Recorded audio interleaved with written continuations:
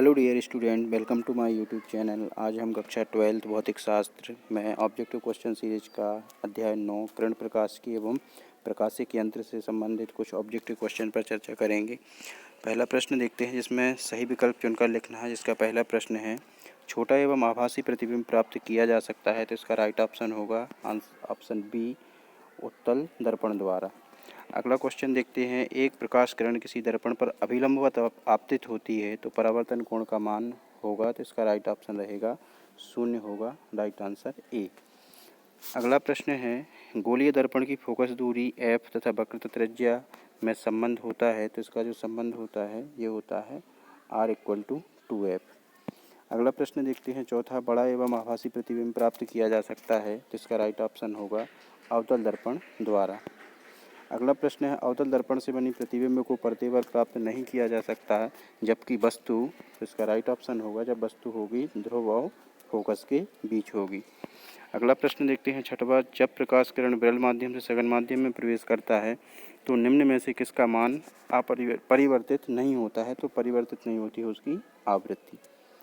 अगला प्रश्न देखते हैं, F1 और F2 फोकस दूरी के दो लेंस एक दूसरे से संपर्क में रखे गए हैं, तो संयुक्त लेंस की जो फोकस दूरी होती है उसका जो व्यंजक होता है ये राइट ऑप्शन रहेगा डी में F1 F2/F1+F2। अगला प्रश्न देखते हैं, आठवां, एक लेंस की फोकस दूरी किस रंग के लिए न्यूनतम होती है, तो इसका राइट ऑप्शन रहेगा बैंगनी रंग के लिए।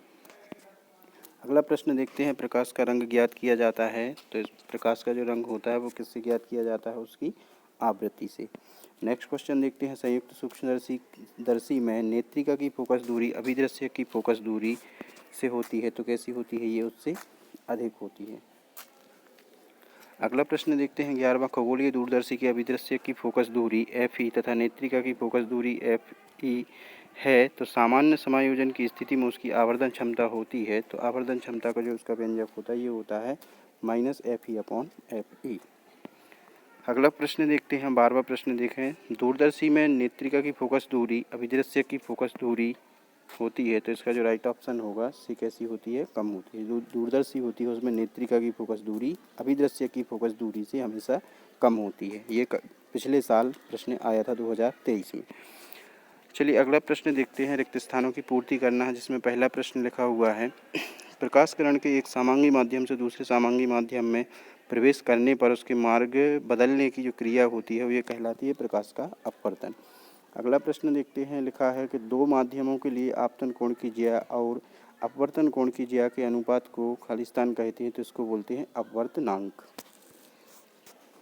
अगला प्रश्न देखते हैं, यदि कोई प्रकाश किरण विभिन्न माध्यमों में अपवर्तित हो रही हो तो उसके मार्ग को उलट देने पर वह जिस मार्ग में प्रवेश करती है तो उसी मार्ग से विपरीत दिशा में लौट जाती है, इसे कहते हैं, तो इसका राइट ऑप्शन रहेगा नंबर 3 में देखते हैं, प्रकाश की उत्क्रमणीयता का सिद्धांत कहलाता है ये। चौथा प्रश्न देखते हैं, खालिस्तान आपतन कोण का वह विशेष मान जिसके संगत अपवर्तन कोण का मान 90 अंश होता है, तो ये होता है उसके क्रांतिक कोण के संगत में होता है। पांचवा प्रश्न देखते हैं, प्रकाश का वेग विरल माध्यम से सघन माध्यम में जाने पर खालिस्तान होता है, तो प्रकाश का जो वेग होता है विरल माध्यम से अगर सघन माध्यम में जाता है तो वो कम हो जाता है। अगला प्रश्न देखते हैं, छठवां, जिस प्रिज्म द्वारा उल्टे प्रतिबिंब को उसी दिशा में सीधा प्राप्त किया जा सकता है तो उसे कहते हैं, तो इसका राइट ऑप्शन 6 का आंसर देखते हैं, ये होगा अनुलोमक या ऊर्ध्व शीर्षकारी प्रिज्म होगा। इससे उल्टा प्रतिबिंब भी सीधा देखा जा सकता है। सातवां प्रश्न देखते हैं, पृष्ठ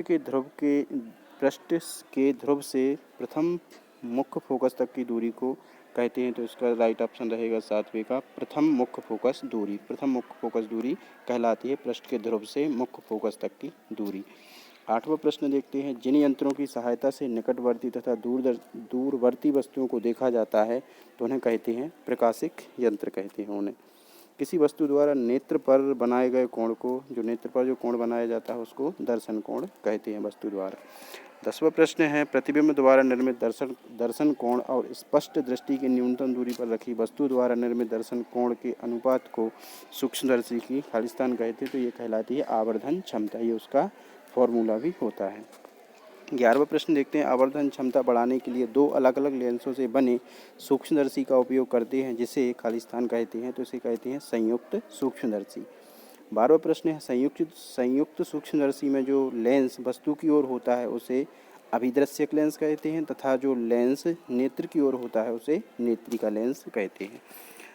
चलिए अंतिम प्रश्न देखते हैं। खालिस्तान एक प्रकाशिक यंत्र होता है जिसकी सहायता से दूर की वस्तुओं को देखकर उसका अध्ययन किया जाता है। तो दूर की वस्तुओं को जिससे देखा जाता है उसे दूरदर्शी कहते हैं। अंतिम प्रश्न है 14वां। जल के अंदर वायु का बुलबुला खालिस्तान की तरह लेंस की भांति व्यवहार करता है। तो जो जल के अंदर जो वायु बुलबुला होता है वो अवतल लेंस की भांति कार्य करता है। चलिए अगले प्रश्न में सही जोड़ियाँ मिलानी है, तो सही जोड़ियाँ देखते हैं मिलाकर इसकी। पहला जोड़ी लिखी है खगोलीय दूरदर्शी की आवर्धन क्षमता। जो खगोलीय दूरदर्शी होती है तो उसकी जो आवर्धन क्षमता होती है तो इसकी राइट आंसर रहेगा -F0/Fe। दूसरा है सरल सूक्ष्मदर्शी की आवर्धन क्षमता। जो सरल सूक्ष्मदर्शी की आवर्धन क्षमता होती है ये होती है 1+D/F। तीसरा है संयुक्त सूक्ष्मदर्शी की आवर्धन क्षमता, तो ये रहेगी, इसका ऑप्शन रहेगा बी। और ये तीनों ही जोड़ियाँ मोस्ट IMP है, तीनों व्यंजक जरूर याद रखें। चलिए अगला देखते हैं। पहले जोड़ी लिखी है सेकंड भाग में बैगनी रंग का प्रकाश। तो इसकी जो जोड़ी मिलेगी, बैगनी रंग का जो प्रकाश होता है ये प्रिज्म द्वारा सर्वाधिक विचलित होता है, यानी कि प्रिज्म द्वारा प्रकाश जब निकलता है तो ये सबसे ज़्यादा निकलता है बैगनी रंग का प्रकाश।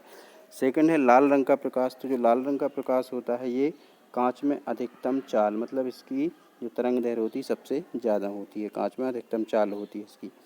परवलयाकार दर्पण। तो परवलयाकार जो दर्पण होता है ये होता है कैसा, सर्च लाइट में इसका उपयोग किया जाता है परवलयाकार दर्पण का।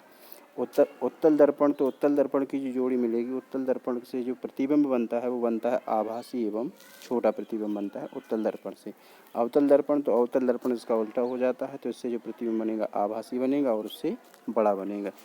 चलिए नेक्स्ट क्वेश्चन देखते हैं जिसमें एक वाक्य या एक शब्द में उत्तर देना है। तो पहला प्रश्न देखते हैं।